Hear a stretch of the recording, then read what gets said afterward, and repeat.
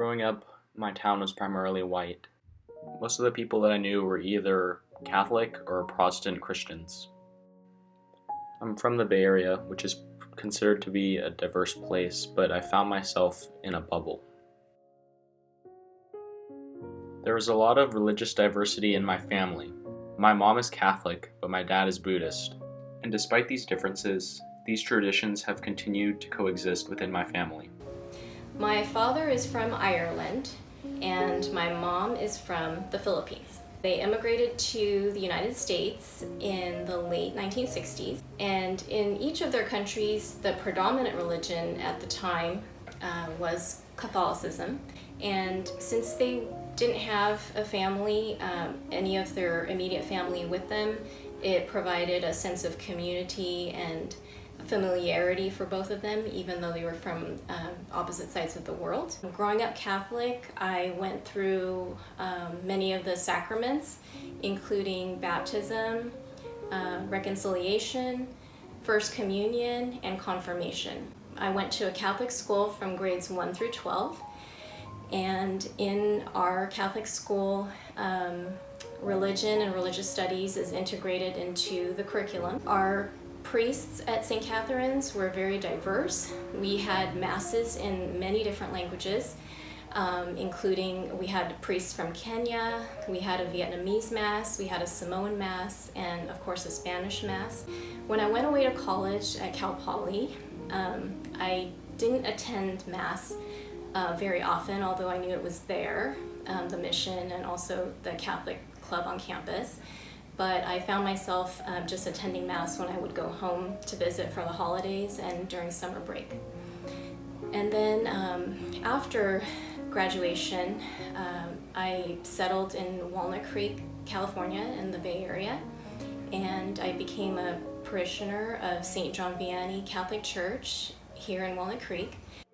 Catholicism ultimately united my grandparents under the same faith despite their different backgrounds and heritages. The Catholic faith traversed language barriers, as my mom saw growing up.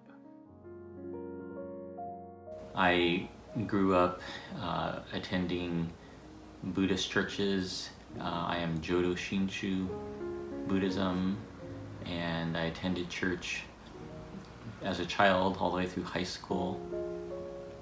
I'm a third generation Japanese. My grandparents came from Japan. Both of my parents are Japanese, and to me Buddhism really is, as I learned it, really a way of life and how you treat people and how you operate in society. There's a lot about compassion in Buddhism, so I never felt conflicted as I married a Catholic person, because Buddhism really is a way of life, and I didn't feel any conflict with that decision. From my mom's exposure to diverse cultures in the church, as well as my dad's background of a compassionate way of life, my family has embraced multiple religions simultaneously. Religious pluralism in my family has given me a greater appreciation for different traditions. Given the homogeneous makeup in my hometown and the diversity within my family, I was curious to see how some of my peers identified religiously. My family is Christian, and for the first 15, 16 years of my life, I grew up going to church, going to Sunday school, doing the whole Christian routine lifestyle, because that's what my parents did, that's what I was raised to do. And in the last 3 years, maybe, I stopped going to youth group. I decided that I wanted my faith to be mine and not my parents'. So I started asking questions. I started thinking through things on my own. So I guess the conclusion I've come to for now is that whatever religious standpoint, whatever belief system you follow, everything is going to take faith.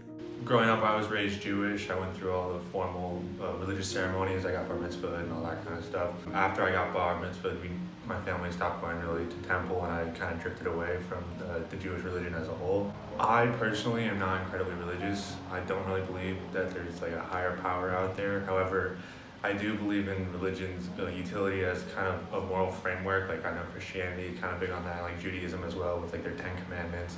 And I think Islam's also big on that.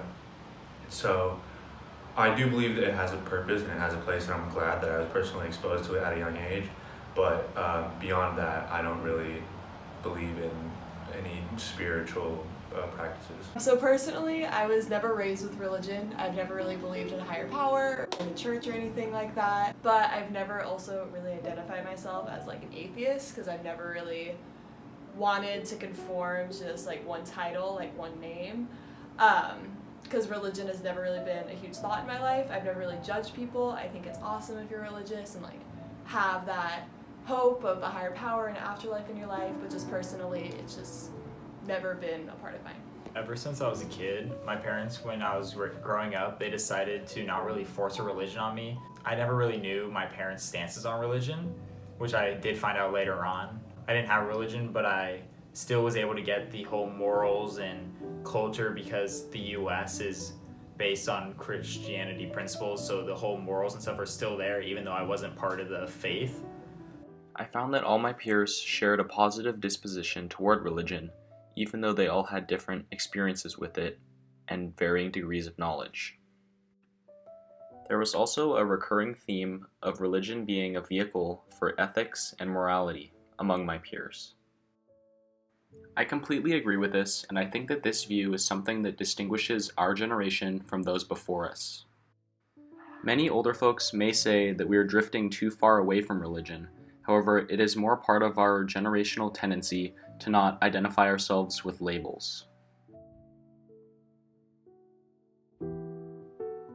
Religion is often a topic that divides us, but we all need to make an effort to embrace religious diversity so that we can ultimately not only accept one another, but coexist in harmony. My story of religious pluralism comes from my family, not necessarily my hometown, and it has taught me to embrace other cultures and religions as if they were my own.